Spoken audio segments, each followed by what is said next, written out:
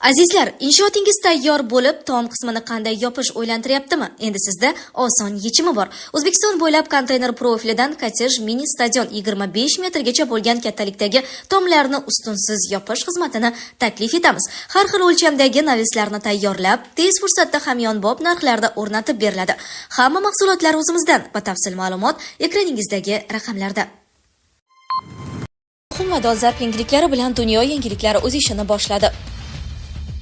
Biz ukrainaliklarga o'zlarini himoya qilish uchun chinakam imkoniyat berishimiz kerak – Stoltenberg. Putin O'zbekistonni Markaziy Osiyodagi eng katta davlat deb atagani Qozog'istonda muhokamalarga sabab bo'ldi. Tayvan mustaqilligi urushga teng – Xitoy Mudofaa vazirligi. NATO Ukrainani bema'ni urushni davom ettirishga undamoqda – Peskov. 6 oyda Putinning dachasi yonib ketdi – OAV. Si Szinpin G'azo bo'yicha xalqaro konferensiya o'tkazishga chaqirdi. Biz ukrainaliklarga o'zlarini himoya qilish uchun chinakam imkoniyat berishimiz kerak – Stoltenberg. NATO bosh kotibi Jens Stoltenberg alyansi a'zolari Ukrainaga yetkazib berayotgan qurollardan foydalanishga qo'yilgan ayrim cheklovlarni qayta ko'rib chiqish vaqti kelganini aytdi. Bu haqda 30-may kuni Pragada NATO tashqi ishlar vazirlari yig'ilishidan oldin so'z ochdi. Ittifoqchilar Ukrainaga har xil turdagi harbiy yordam ko'rsatadilar va ularning ba'zilari bu qurollardan foydalanishga ma'lum cheklovlar kiritdi. Bu suren qarorlar, ammo menimcha bu urush qanday rivojlanayotganini hisobga olgan holda ukrainaliklarga o'zlarini chinakam himoya qilish imkoniyatini berish uchun ushbu cheklovlarning ayrimlarini qayta ko'rib chiqish vaqti keldi, deydi Stoltenberg.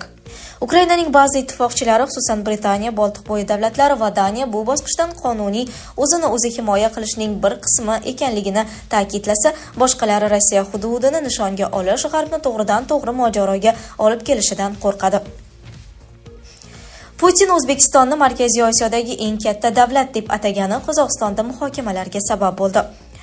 Rossiya prezidenti Vladimir Putin Toshkentga tashrif yakunlari bo'yicha o'tkazilgan matbuot anjumanida O'zbekistonni mintaqadagi eng yirik davlat deb atadi. Mazkur bayonot hududi bo'yicha O'zbekistondan qariyb 6 barobar katta Qozog'istonda muhokamalarga sabab bo'ldi.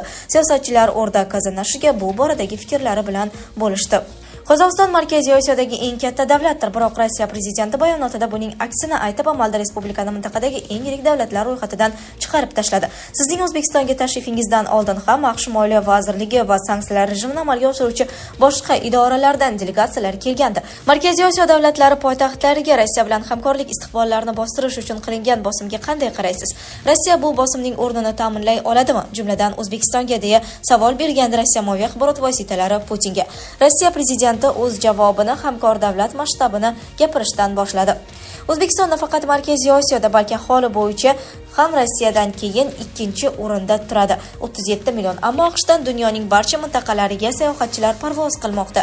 Albatta, o'ziga ishonchi yo'q zaif davlatlar. Bu mamlakatlarda mahalliy aholi ongini manipulyatsiya qilish va hokimiyatga bosim o'tkazish osonroq. Hokimiyat ishonchni his qilgan. Butun faoliyatini xalq hamda davlat manfaatlariga bag'ishlagan joyda okean ortidagi bu qiyqiriqlarga hech qanday munosabat bildirmaydi, degan Putin. Qozog'iston prezidenti Qosim-Jomart To'qayev qayta ta'kidlaganidek, Qozog'iston bilan yaqin ittifoqchi munosabatlarga ega bo'lgan Rossiya prezidentining so'zlarini yurakka yaqin olish arziydimi? Siyosatshunoslar Putinning bayonotiga turlicha fikr bildirmoqda.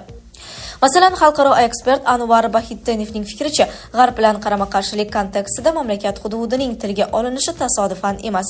Bu 100% qasddan qilingan harakat, chunki u avvalroq Qozog'istonda davlatchilik yo'qligini aytgandi va bu provokatsion bayonot. Mamlakat bog'iga otilgan tosh. Qozog'iston siyosiy birlik sifatida Rossiya va G'arb o'rtasidagi bu masalada o'z irodasini ko'rsatishi uchun qilingan.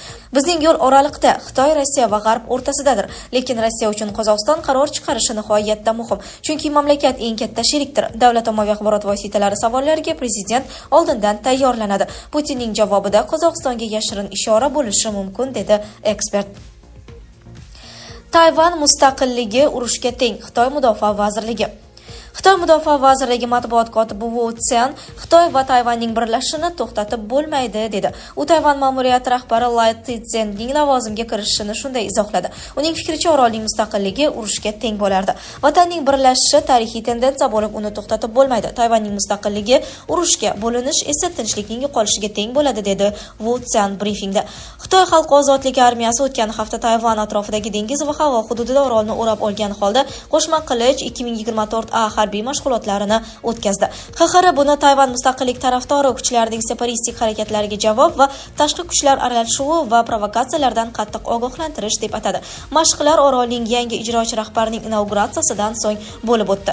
Inauguratsiya paytida Lai Ching-te Xitoy hukumatini Tayvanga nisbatan siyosiy va harbiy qo'rqitishni to'xtatishga chaqirdi va orol mustaqillikka erishishiga va'da berdi. NATO Ukrainani bema'ni urushni davom ettirishga undamoqda. Peskov.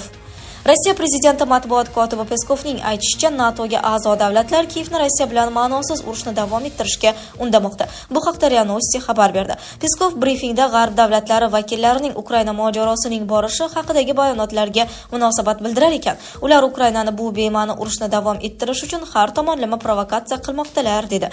Peskovning qayd etishicha, Yevropa ittifoqidagi barcha davlatlar ham mustaqil bo'lishga qodir emas.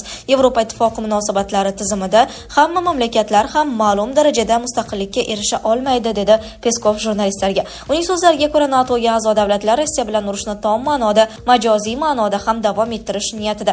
O'zlari biz bilan urushni tom ma'noda va majoziy ma'noda davom ettirish niyatida. Bularning barchasi albatta muqarrar ravishda o'z natijasini beradi, dedi Rossiya rahbari matbuot kotibi.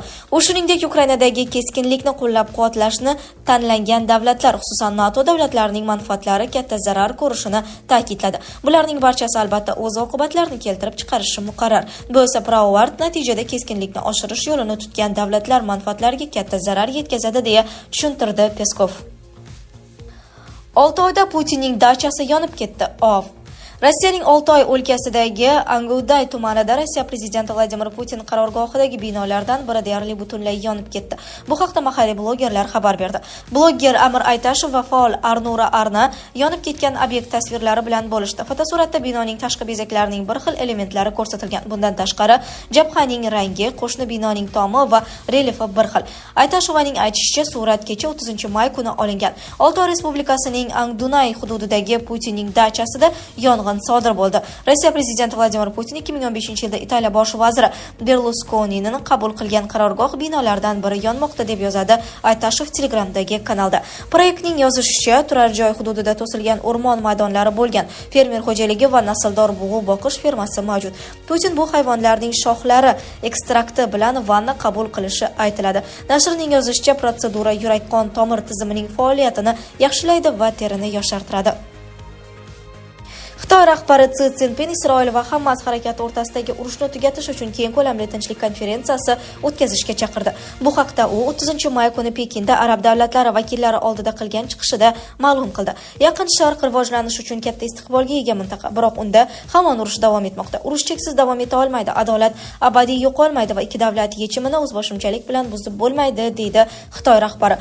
Uning so'zlariga ko'ra, Xitoy 1967-yildagi chegaralar doirasida to'liq suverenitetga ega bo'lgan mustaqil Falastin davlatini, uning poytaxti Sharqiy Quddusni tashkil etishni, Falastinning BMTga to'laqonli a'zo sifatida kirishini hamda kengroq, obro'li va samaraliroq xalqaro tinchlik konferensiyasi chaqirilishini qat'iy qo'llab-quvvatlaydi.